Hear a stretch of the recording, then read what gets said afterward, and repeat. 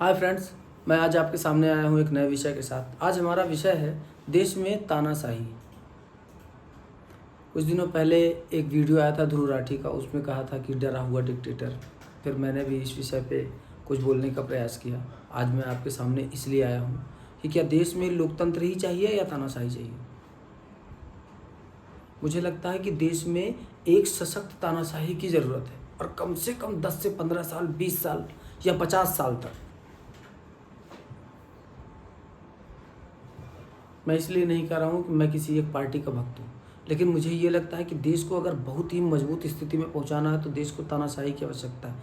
ये multi party systems, ये नेता जो देश के खिलाफ बोलते हैं, ये नहीं चाहिए। हजारों पार्टियां लोकसभा और विधानसभाओं के चुनाव लड़ती हैं।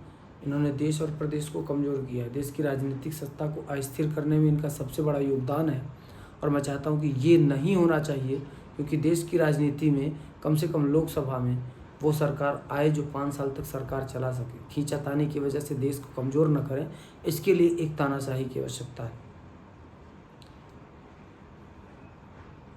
देश में अच्छे टैलेंट को बचा के उसका उपयोग देश की उन्नति के साथ किया जाए, इसलिए एक तानाशाही की आवश्यकता है। देश का अच्छा ज्ञान विदेश न जाए नौकरी ढूंढने के लिए, इसके लिए एक अच्छी तानाशाही की आवश्यकता है। जिन लोगों को आज भी सिग्नेचर करने की जगह अंगूठे लगाने की आवश्यकता पड़ती हो, ना ही ऐसे नेता चाहिए और ना ही ऐसे कर्मचारी जो आरक्षण के दम पे पलते फूलते हों। हमें ऐसे डॉक्टर्स भी नहीं चाहिए जो ऑपरेशन करते समय कैंचियाँ छोड़ देते हैं। हमें ऐसे कर्मचारी भी नहीं चाहिए जो कर्मचारी रहते हुए भी राजनीति करने का स्वाद चखना चाहते हैं।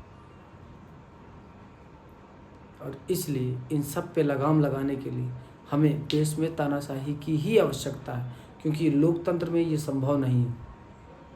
हमें वो लोग कतई पसंद नहीं है जो देश का खा के देश को ही गाली देते हैं भरे समाज में।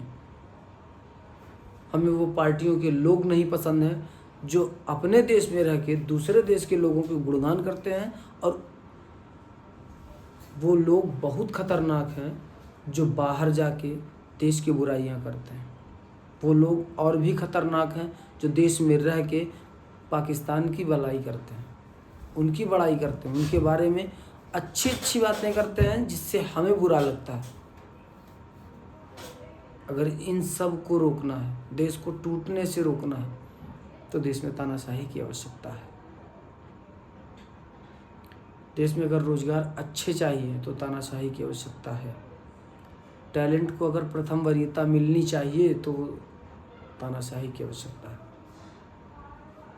क्योंकि लोकतंत्र वाला तो कुछ दे ही नहीं सकता है। अगर लोकतंत्र चलाएगा तो फिर वो सबका संभाव चाहिए, और सबके संभाव की जहाँ बात आएगी तो फिर उसे हर चीज़ें बांटनी पड़ेगी, और जब बटेगी तो विकास नहीं होगा। 100 में 50 तो वैसे ही चली जाती है। अब सोचिए 50 के माध्यम से अगर आप देश की उन्नति चाहते हो तो ये संभव नहीं है। फिर आप चाइना से तो प्रयास ही नहीं कर सकते हो कि आप उससे उसकी तुलना करो। हम खुद कंपैरिजन नहीं कर सकते कि उनकी बराबरी पे आएंगे या उनसे आगे निकलेंगे। अमेरिका से आगे निकलेंगे, जापान से आगे निकलेंगे। जापान ना तो हमारे जैसी अर्थव्यवस्था, ना तो हमारे जैसी पॉपुलेशन, ना तो हमारे जैसी ज़मीन, लेकिन उनकी टेक्नोलॉजी देखिए।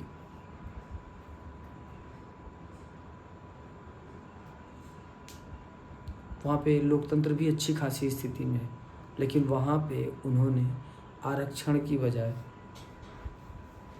योग्यता को महत्ता दी। गद्दार नेताओं की कोई ज़रूरत नहीं वहाँ पे। इजराइल भी लोकतंत्र है, लेकिन वहाँ पे कोई भी नेता ये नहीं बोलता कि फ़िलिस्तीन बहुत मजबूत है, परमाणु है उसके पास। हमारे यहाँ तो ऐसे पता नहीं कितने गद्दार मिल जाएंगे आपको जो कहेंगे एक एक पाव का बम पाकिस्तान के ऊपर है, वो किसी दिन मेरे ऊपर फोड़ देगा, देश के ऊपर फोड़ देगा। अरे यार, शर्म नहीं लगती सालों के मुंह पे लकवा नहीं मार जाता हरामजादों के मुंह पे, जो अपने देश के खिलाफ इस तरह की बातें बोलते हैं। अगर इन सब को रोकना है तो देश में तानाशाही चाहिए ही चाहिए। पता नहीं कब लोग सुधरेंगे नेतागिरी के चक्कर में। किसको खुश करने के चक्कर में पड़े हो यार तुम? क्या चाहते हो देश से? देश ने तुमको ये दिया है, देश ने तुम्हें नेता बनाया हुआ है और तुम गद्दारी करके दूसरे की चाटुकारिता बात करते हो। तुम ही लोगों की वजह से ना देश में लोकतंत्र की जरूरत है ही नहीं। मैं भीख मांग लूंगा पूरे जीवन में, लेकिन मैं कह रहा हूं कि देश में तानाशाही चाहिए, लोकतंत्र नहीं। लोकतंत्र की कोई जरूरत है ही नहीं इस देश में। देश को तानाशाह बना ही दो, ऐसे गद्दारों के मुंह तो देखने नहीं पड़ेंगे। ये मेरे विचार थे, आपको जो भी लगे कमेंट बॉक्स में ज़रूर बताइएगा। धन्यवाद।